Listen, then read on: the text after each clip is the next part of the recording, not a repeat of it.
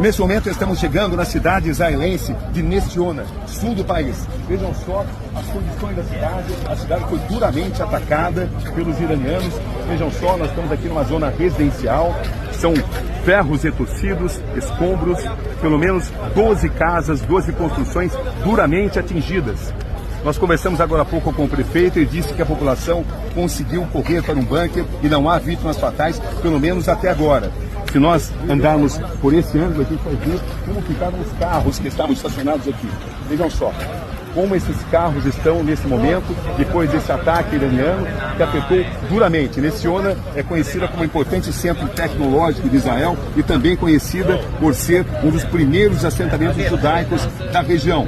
Esse ataque se segue à decisão americana de bombardear 13 importantes centros nucleares do Irã.